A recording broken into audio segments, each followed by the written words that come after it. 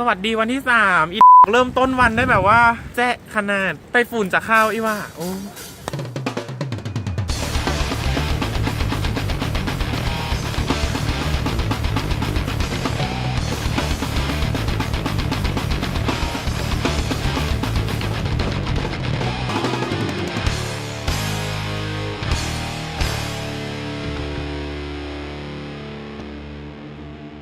จะไปขึ้นรถไฟสายสีเขียวเข้าไปเที่ยวในตัวเมืองเคียวโตเราไม่มีพอยต์แต่เราเข้าเมืองก่อนแต่พอยต์หลักๆคือเนื้อย่างตอนนี้เหมือนทาลิปสีชมพูอะแต่ไม่ได้ทาลิปเลยดูรีปากดำดูปากแดงดูปากแดงตูดดำวันนี้นะคะเราอยู่ที่สถานีเกียวโตที่ร้านคายาบาเป็นอาหารญี่ปุ่นแบบฟิวชั่นแต่มันอร่อยมากมันเผาเลยร้อนเลยเนาะร้อนมากอันนี้เป็นคาโบนาร่า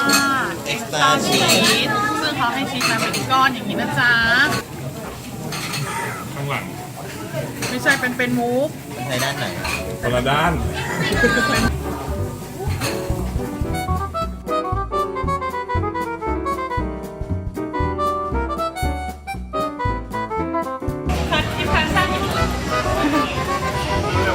เขาอาจจะชอบอ่านหนังสืออะเพราะว่าแอดไม่มีรูปเลยมีแต่ตัวหนังสือยูนิโคลโหลฉันเห็นป้ายยูนิโคลมีไงมีเสื้อผ้านี่ซื้อเสื้อผ้าซื้ออะไรก่อนดีนะคะอ๋อแท็กฟรีได้ยกเว้นอาหารยาสีฟันอะไรเครื่องใช้อย่างเงี้ยแท็กฟรีไม่ได้ดูการแต่งตัวของอ้อยใจวันนี้ค่ะอ้อยใจอะไรโดนตก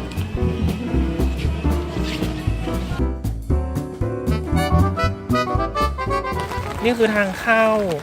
สวยมากแหมกานี่ไม่ได้ถ่ายเลยสวยจังเลยเข้าได้ไหมอ่ะเข้าได้เข้าไปเลยก็รองเท้าเอาขึ้นไปได้แต่ว่าให้ใส่ถุงเอาไว้แล้วถือขึ้นไปฉันใส่แล้วแต่ถุงเขาเล็กรองเท้าชั้นใหญ่ถ้าจะบาปไหมถ้าจะใส่1 ถุงตอนรองเท้า1 ก้าวไม่บาปถ้าถุงเขาเล็กหรือว่าเท้าเราใหญ่สรุปแล้วเท้าชั้นใหญ่ที่เมื่อกี้ดิฉันก็อยากจะทราบว่าต้องขอพรไหว้มายังไงว่องไวก็เลยจะไปถามครอบครัวหนึ่งว่องไวก็ถามเขาเป็นภาษาญี่ปุ่นไปก็คุยกันไปภาษาญี่ปุ่นอยู่หมูปิ้งก็ฟังรู้เรื่องคือฉันก็งงมากตอนแรกว่าเอ๊ะทำไมถึงฟังภาษาญี่ปุ่นออกเอาไม่ใช่นะคือภาษาจีนแล้วคือคนที่ฟังไม่ออกคือฉันไม่รู้อะไรเลยแล้วเอ๊ะทำไมว่องถึงฟังภาษาญี่ปุ่นไม่ออกพระพุทธเจ้าอามิดาขอให้พรฉันคือไม่เขาเป็นคนจีนแล้วก็สปาร์กกันเลยสปาร์กเลยเข้ามาช็อตอะไรอย่างอันนี้ wooden sledge เลื่อนไม้อ่ะเขาใช้ลากเขาใช้ขนส่งไม้สูงจากภูมิภาคภูเขาของญี่ปุ่นผ่านหิมะหนาเพื่อก่อสร้างฮอนี้นี่ไงอันนี้เหมือนสกีโดนหิมะถล่มเราก็เลยเราได้ถึงความเสียสละอันยิ่งใหญ่ของพวกเขาในการสร้างวัดนี้นี่ค่ะนี่แหละป้ามันก็เลยศักดิ์สิทธิ์เพราะสิ่งนี้ไงเขาไม่ได้มาสร้างกันเล่นๆนะคะวัดนี้โอ้ my god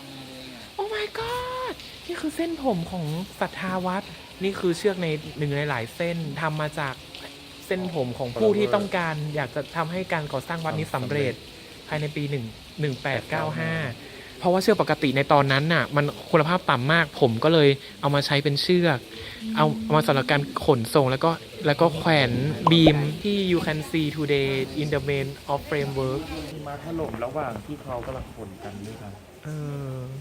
ใช่เขาเลยตายกันฉันว่าที่ไฟไหม้ที่นั่นคือหน้าร้อนอ่ะมันแห้งหรือเปล่าแล้วถ้ามันต้องไหม้ทุกวัดเลยเหรอป้าเราไปมาไหม้ตลอดเลยเนาะไอ้เนี่ยคือเขาไหม้ก่อนแล้วเขาจะเอาท่อนซุงอะไหม้ทั้ง4เอาท่อนซุงที่มีสตอรี่ท่อนซุงคือรอบที่จะมารีโนเวท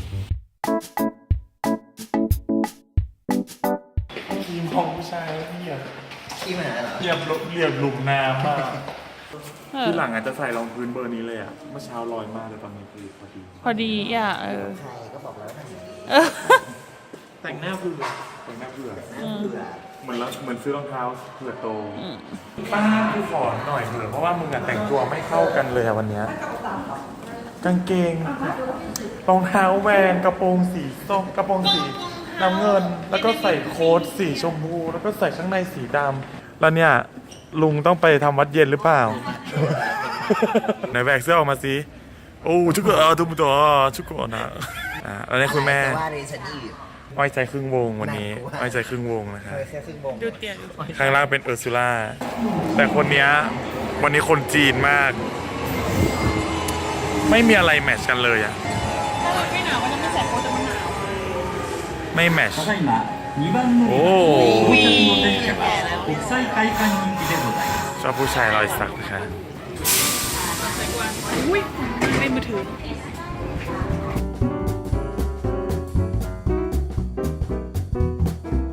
เดี๋ยวก่อนหยุดก่อนหยุดถ่ายก่อนฝรั่งทักมา อย่าพึ่ง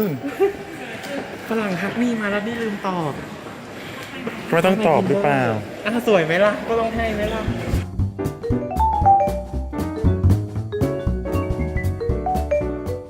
โอ้ยลม โอ้ย คือตอนนี้ไต้ฝุ่นจะเข้านะคะ พายุที่แฮงปันได เออ กับบริยานเด้ เออ พายุใต้ฝุ่นจะเข้าแต่พายุเงินที่ออกจากกระเป๋าก็ไม่แพ้ใต้ฝุ่นเลย พายุกระโดดจากกระเป๋าแรงกว่าพายุใต้ฝุ่นค่ะ อัมเบลล่ามา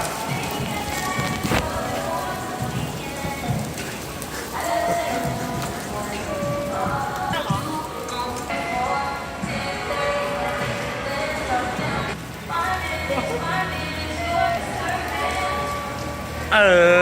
อ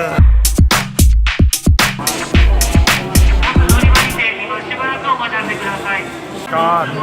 สันนิษฐานว่าไต้ฝุ่นมาแบบใกล้จะถึงระดับสีแดงแล้ว น่าจะบนดินใช้ไม่ได้ใช่ไหม ประเด็นคือฟังไม่ออกไง ใช่ประเด็นคือฟังไม่ออกแต่ทุกคนดูตื่นตาตื่นใจกับเหตุการณ์ที่เกิดขึ้นมาก อาจจะมีการแคนเซิลไม่รู้ว่าพรุ่งนี้เราจะได้กลับโอซาก้าหรือเปล่า ถามพรุ่งนี้ไว้เลยไหมพรุ่งนี้เราจะได้ไม่เสียเวลาลากกระเป๋า อินโฟเมชันอยู่ไหนอ่ะ ไม่งั้นเราถามตรงนั้นไหมเพราะว่าเราลงตรงนั้นได้ Excuse me, could you tell me what happened? Big hurricane. Because tomorrow we will go to Osaka. And Now you can go Osaka, but I don't know after this time because many train. If you want to go to the Osaka, you hurry up. Right. Oh, thank you very much. Thank you for your information. Thank you. ครูขอตั้งชื่อทริปนี้ คิดว่า ทริปใครที่แบบ ตอนนี้ใต้ดินลมแรงมาก เราหัวนี่เป็นพยานได้ว่าลมแรง เนี่ยมันไม่มีลมเห็นไหมมันไม่มีลม ไม่มีแล้วเหรอ ไม่มีลมเลย อ้าวหลอกดาวน์โอ้โห ลมมาแบบสุด อุ้ย